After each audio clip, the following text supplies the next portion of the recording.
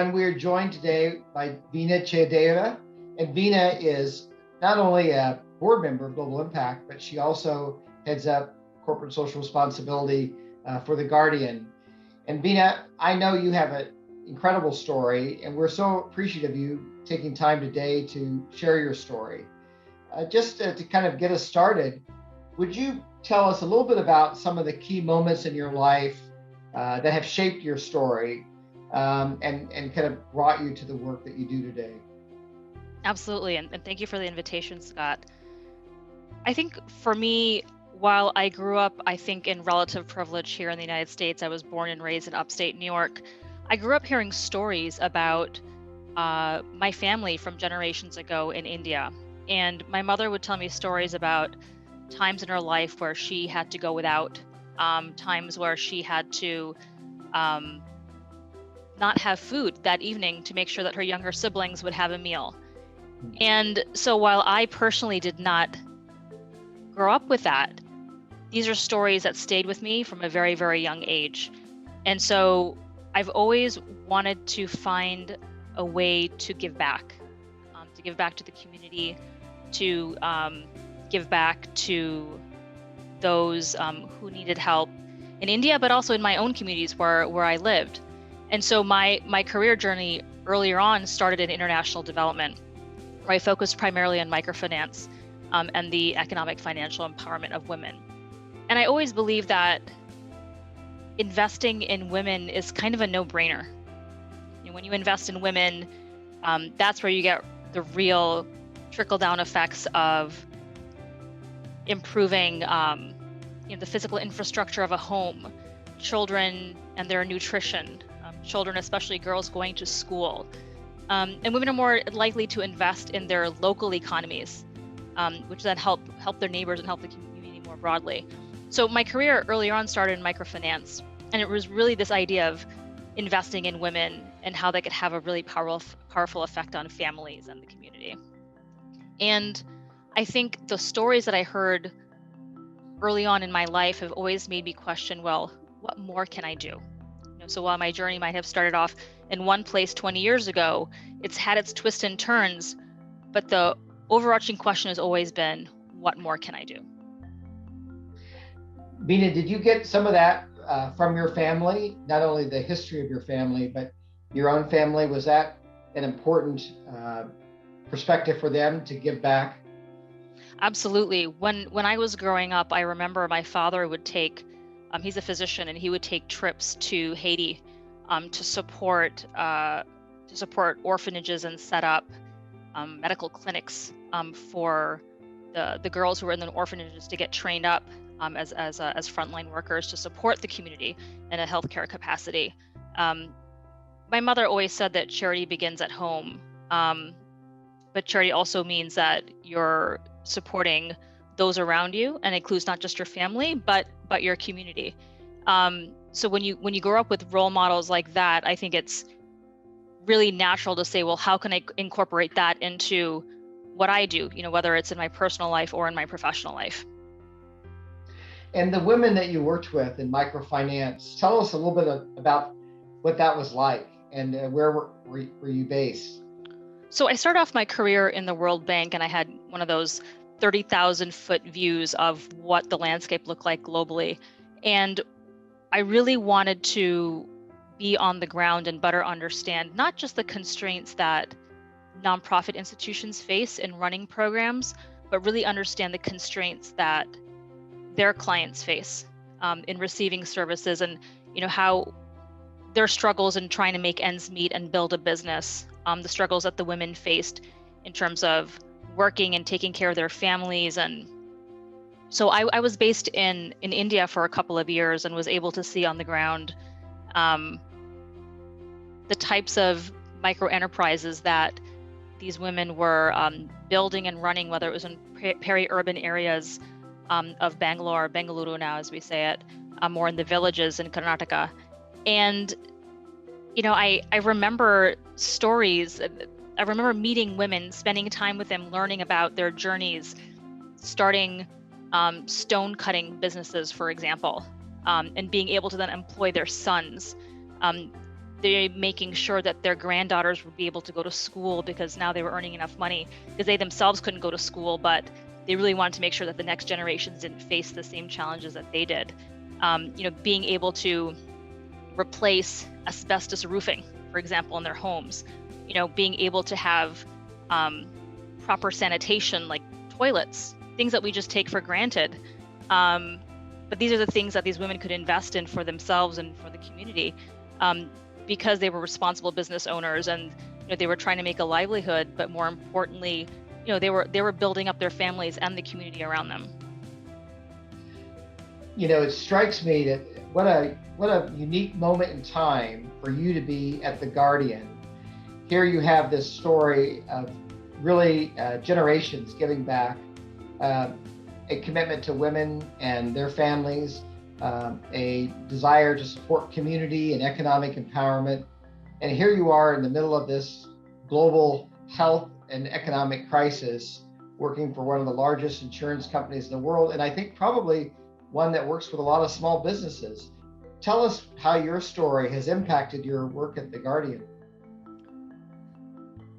It's funny, I think of so the work that I've done in microfinance, because it focused so much on women, has certainly had an impact on my work in corporate social responsibility at Guardian Life, in the sense that microfinance at its core is really about financial inclusion, and that's been a huge piece of the corporate social responsibility work that we've done. But I also think about my focus in on investing in women, and then the work that I do with regards to Guardian Life's Women's Employee Resource Group. We call it the Women's Leadership Network. And what does it mean to support and cultivate talent from within, and talk about the barriers that women face, talk about the challenges, especially here in the pandemic, that women have disproportionately faced, working mothers, women who have left the workforce, as we think about, as we hope for, a re-entry back into offices and the economy opening up again, the challenges of bringing women back into the workforce.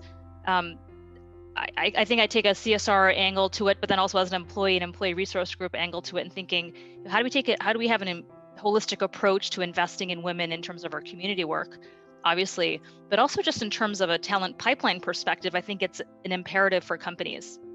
Yes, absolutely. Are you encouraged in terms of what you see, not only at Guardian Life, but other companies in the last year of paying more serious attention to particularly the gender gap? I think in the United States, there's been at least the start of a reckoning. And when I think of George Floyd, and prior to that, just seeing the communities that were disproportionately affected by the pandemic and the economic downturn, the conversations are being had more explicitly within companies now than ever before. I think most companies are on this journey and they haven't quite reached the destination yet, but the work is being done. And so I'm really heartened by the journey that many companies, including Guardian Life, are on, and the conversations that are being had, because then we can be more explicit about inclusion and diversity. We can be more explicit about gender equality in the workplace, because without that kind of conversation, I don't think that any progress can be made. So the conversations are a first step. I think so, because that's when you can start having the right people at the table to have the conversation, have a much more inclusive conversation with a more diverse set of stakeholders who are able to figure out from a systems point of view, how can we practically bring this change that we so need, not just for our companies, but society more broadly. When you think about your journey to date and the opportunities that you've already had to give back, how do you think of your own global impact, of making a global impact as part of your own legacy as you look ahead? What will you focus on? It goes back to what I was saying originally about what more can you do?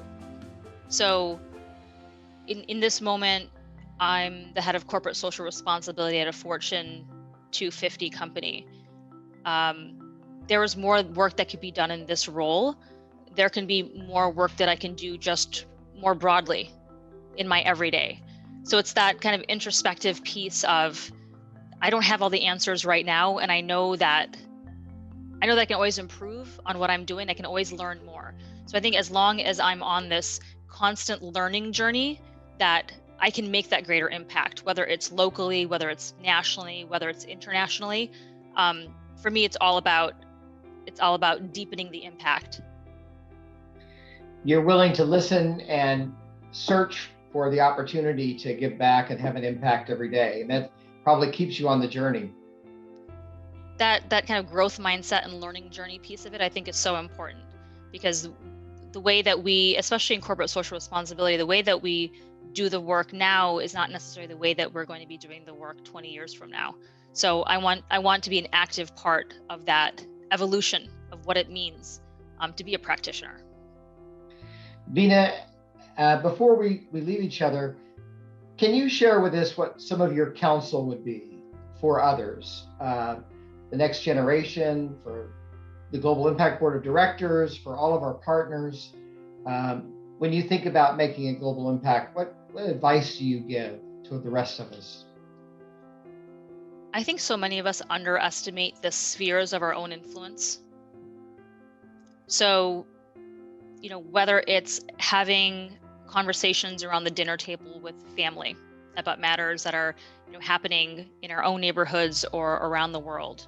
And sometimes it's difficult conversations, but engaging on these topics, whether it's thinking about creative ways to engage your own community, whether it's of your friends or of your professional network. So something that I think about is, with giving circles, is that an opportunity to bring friends and neighbors together and say, it's not a huge monetary commitment, but if we can symbolically come together and then have this kind of roundtable conversation of what is important to us, like where do we want to invest our resources?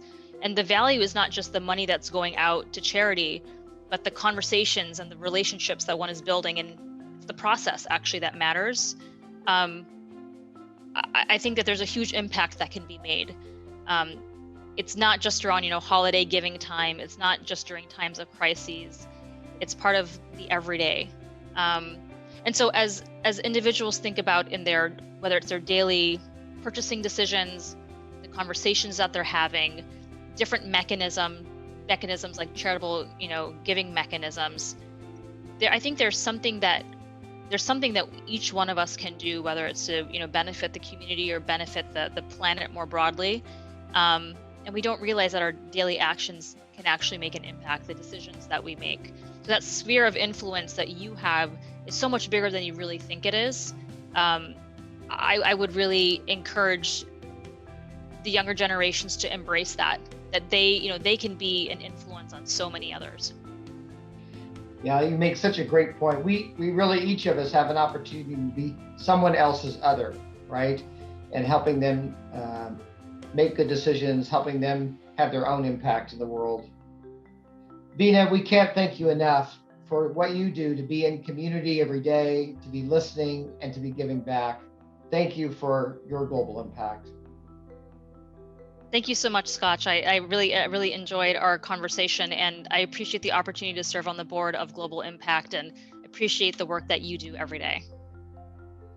Well, you've been a great other for me. That's for sure. Same here. Thank you.